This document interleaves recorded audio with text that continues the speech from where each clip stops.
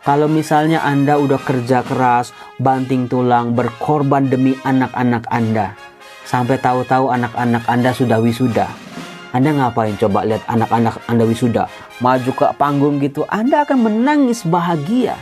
Karena bukan sesuatu apa yang Anda dapat, tetapi Anda teringat, Anda terkenang dengan apa yang Anda sudah korbankan buat anak itu. Salam damai sejahtera saudara-saudaraku yang terkasih, pencinta firman Tuhan. Berjumpa kembali dengan Bible Learning with Father Joseph edisi ke-165 di tahun 2024 ini. Saudara-saudara, bagaimana kabar Anda hari ini? Saya berharap selalu ada kebahagiaan dalam kehidupan Anda. Saya berharap juga semua pengorbanan, semua perjuangan Anda, semua kerja keras Anda demi orang-orang yang Anda cintai berbuah baik. Oke, saudara-saudaraku yang terkasih, dalam video kali ini saya mau mengangkat bagaimana ajaran Tuhan Yesus khususnya di Matius bab 5. Di situ kalau Anda sering buka-buka kitab suci, kalau saya menyebut Matius, ada satu kekasan Injil Matius adalah tentang khotbah di bukit. Itu ada di Matius bab 5 sampai Matius bab 7. Nah, saudara-saudaraku yang terkasih, tidak semua ajaran-ajaran Tuhan Yesus itu bisa kita terima, bisa kita tangkap dengan mudah. Sabda itu tajam seperti pedang bermata dua, menusuk ke dalam kedalaman jiwa kita, memporak-porandakan mungkin apa yang selama ini kita bangga-banggakan, apa yang selama ini kita agung-agungkan. Betul-betul sang sabda ini halus, mengundang, mengajar kita pada kebenaran sejati. Jangan-jangan kita selama ini nggak bahagia karena kita berpegang pada pegangan yang salah. Dalam khotbah di bukit, misalnya dari ayat 1 sampai ayat 12, bab 5 ya. Di situ Tuhan Yesus mengajarkan beberapa kriteria orang disebut berbahagia. Mungkin Anda nanti ketika mendengar ayat ini, Anda langsung goleng-goleng. Atau jangan sampai Anda langsung tutup Alkitab Anda, nanti dulu deh, belum siap dengernya. Nggak ngerti, sulit, susah, dijalaninya juga susah. Nah, maka dari itu, izinkan saya seorang pengajar kitab suci menemani Anda membaca teks-teks yang sulit. Mari kita lihat, dikatakan pada suatu hari, Yesus naik ke atas bukit. Itu ada di Injil Matius, saudara-saudara. Sementara sabda bahagia kita juga temukan dalam Injil Lukas, tapi Lukas tidak menegaskan secara eksplisit bahwa Yesus sedang ada di bukit. Lebih digambarkan di tanah yang datar. Berarti ada apa ini? Mengapa Injil Matius menekankan kata di atas bukit? Sebab melihat orang banyak, setelah ia duduk, datanglah murid-muridnya kepadanya. Lalu Yesus mulai berbicara dengan menyampaikan ajaran ini kepada mereka. Apa ajarannya? Sabda bahagia. Berbahagialah orang yang miskin di hadapan Allah, karena merekalah yang empunya kerajaan surga. Aduh Romo, baru satu ayat aja udah bikin saya geleng-geleng. Karena apa? Kenapa Anda geleng-geleng? Ketika Tuhan Yesus berkata, berbahagialah orang yang miskin di hadapan Allah, karena merekalah yang empunya kerajaan surga. Romo, di mana-mana ya Romo, dari tetangga saya, di TV-TV, di film-film, yang bahagia mah yang orang-orang kaya Romo, yang punya banyak duit, yang asetnya nggak terbatas. Mereka nggak pusing sama cicilan, mereka nggak pusing sama utang piutang, mereka nggak pusing sama bayaran demi bayaran. Mau beli apa mereka suka-suka, mau pergi kemana mereka suka-suka, mau ngapain mereka suka-suka. Kadang-kadang orang kaya ini orang yang paling bisa menguasai kehidupan. Saudara-saudaraku yang terkasih, itu yang kita lihat di dunia sehari-hari kita. Meskipun hati-hati juga sih orang-orang yang rumahnya gedongan, kata siapa mereka nggak punya pinjaman atau nggak punya hutang. Mereka bisa berani berhutang saja, mereka puterin itu duit. Saudara-saudaraku yang terkasih, dari sini kita langsung bisa terhenyak. Waduh, Tuhan Yesus bilang berbahagialah yang miskin di hadapan Allah. Romo, saya miskin Romo. Gaji saya nggak seberapa, Romo. Keperluan saya banyak, Romo. Hutang-hutang saya lebih besar daripada penghasilan saya. Tapi kok saya enggak bahagia? Nah, itu dia. Bisa dibalik, bukan? Tapi sebelum Anda protes, kita baca lagi nih. Berbahagialah orang yang berduka cita, karena mereka akan dihibur. Nah lu. Romo, yang namanya orang berduka cita ya Romo, biasanya mah nangis, biasanya meratap karena kehilangan, karena kecewa, karena marah, karena gagal, karena bangkrut, karena merasa hidupnya sia-sia, karena merasa hidupnya gagal, gak berhasil. Orang akan berduka cita, dia akan merasa hidupnya gak bahagia. Tetapi kenapa Tuhan Yesus berkata justru berbahagialah mereka yang berduka cita? Nah lu, sama nih, sama-sama sulit sama yang tadi.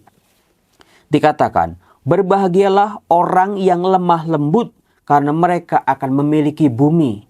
Romo, nanti dulu ya Romo. Orang yang lemah lembut, itu biasanya orang yang, cuma bisa dimanfaatin, cuma bisa diinjak-injak. Karena penguasa-penguasa itu orang-orang yang keras, orang-orang yang tegas Romo. Gak ada yang lemah lembut. Karena orang yang lemah lembut susah sekali untuk memimpin. Nah, itu yang terjadi saudara-saudara dalam jabatan-jabatan yang kita bisa lihat di dalam dunia ini.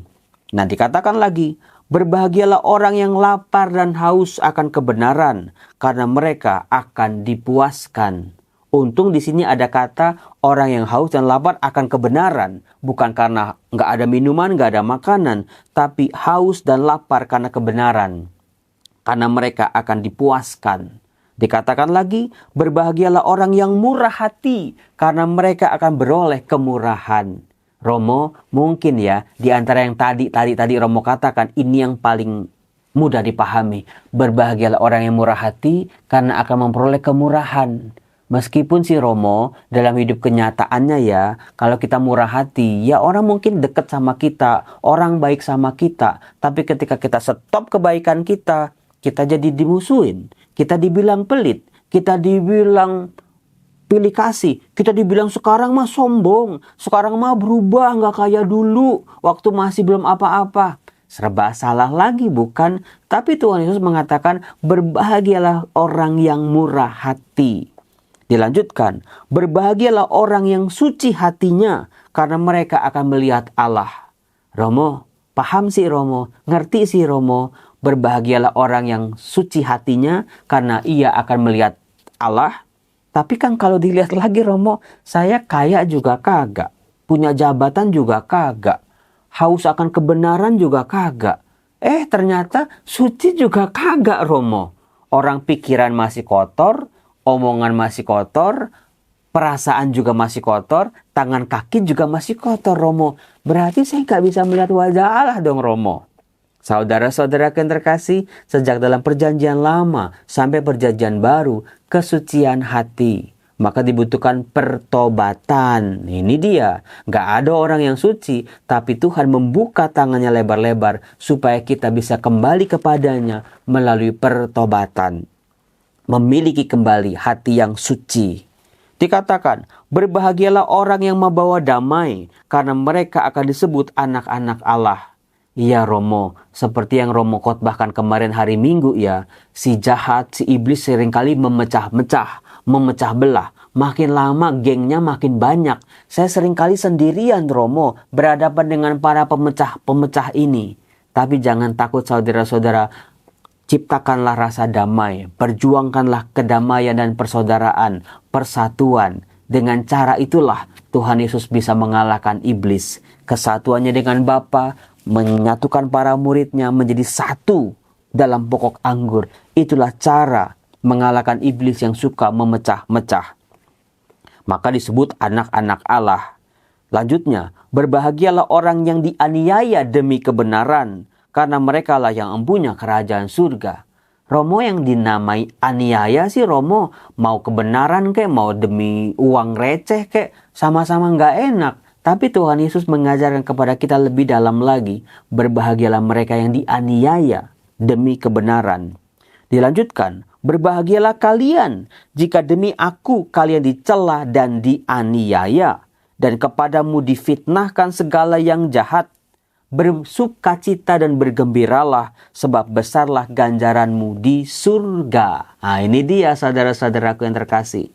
Harta di surga yang tidak lekang oleh karat ataupun ngengat, tidak mudah lapuk. Kalau harta di dunia tergantung inflasi, tergantung kondisi, tergantung sikap hati Romo, suasana hati. Kalau lagi seneng ya seneng Romo, bahagia. Tapi kalau lagi menderita nggak bahagia. Saudara-saudara yang terkasih, penting buat kita di mana kita meletakkan kebahagiaan kita.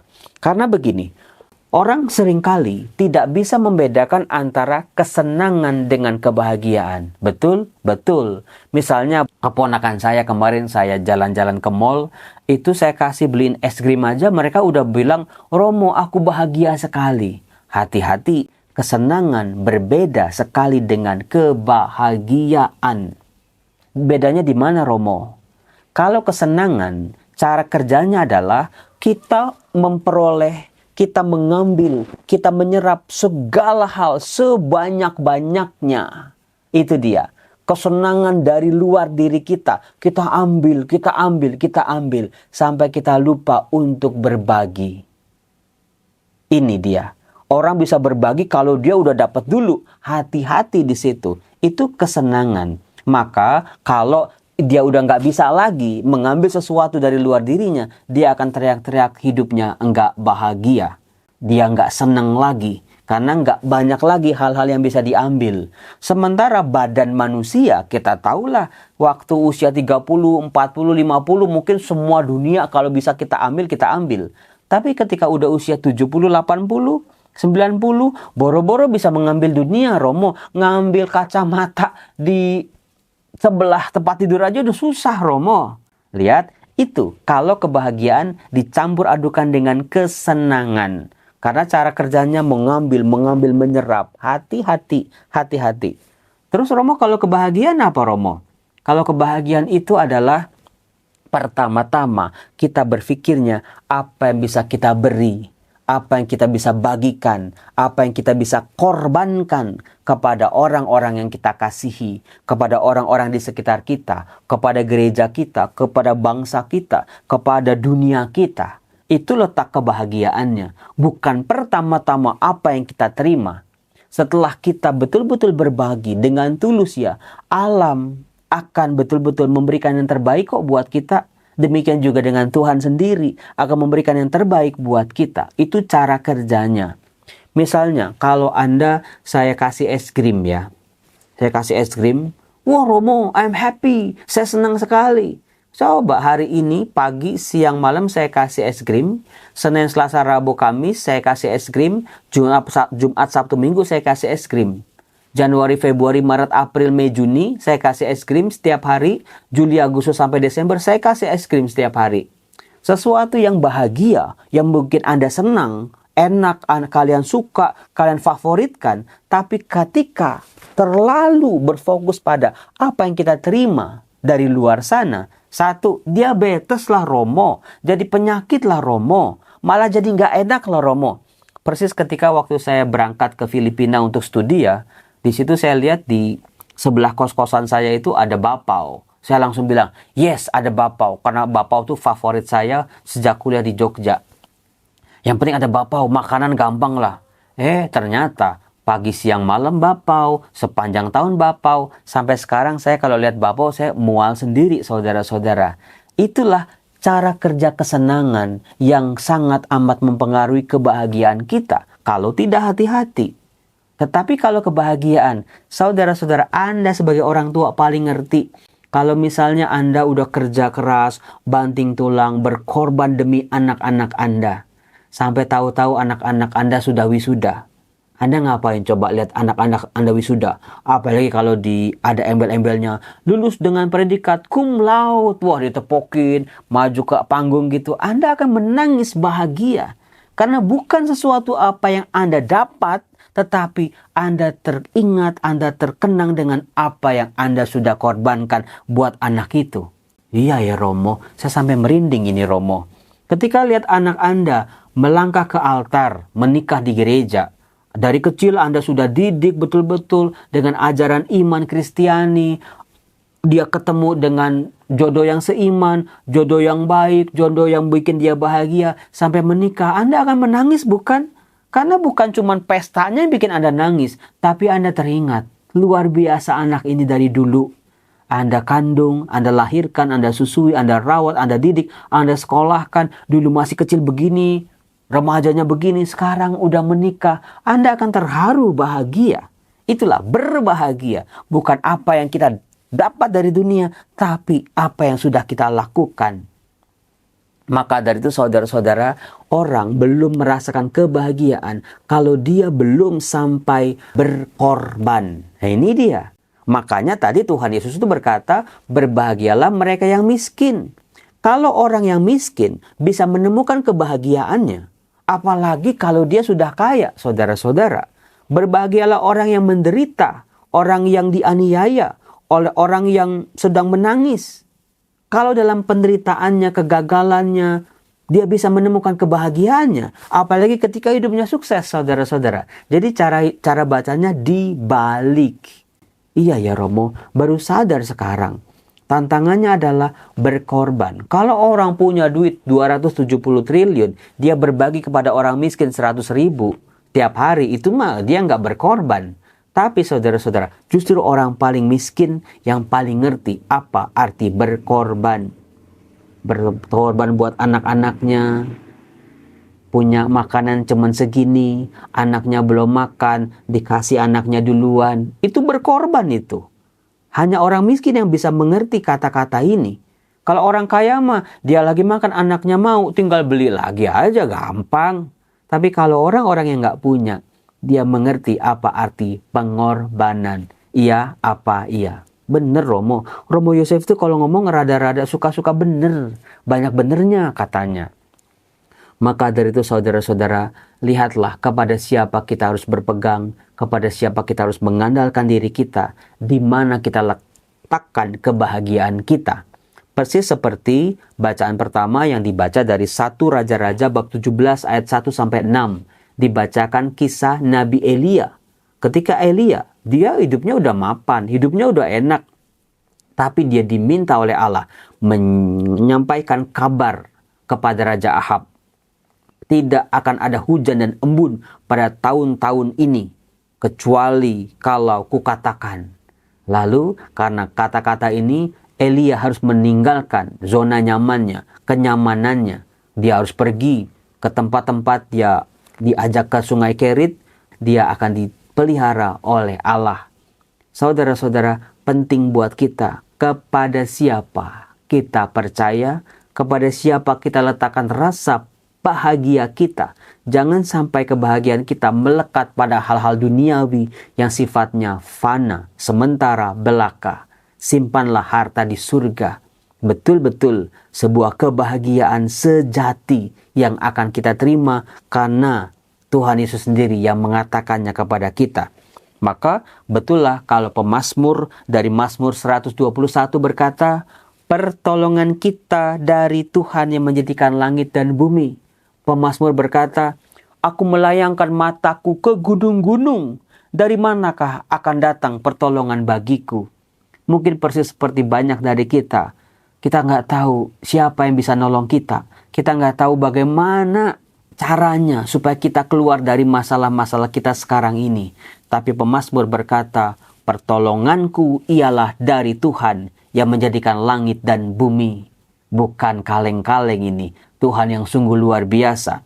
Ia tidak akan membiarkan kakimu goyah. Penjagamu tidak akan terlelap. Sungguh tidak akan terlelap dan tidak akan tertidur penjaga Israel. Tuhanlah penjagamu, Tuhanlah naunganmu, di sebelah tangan kananmu.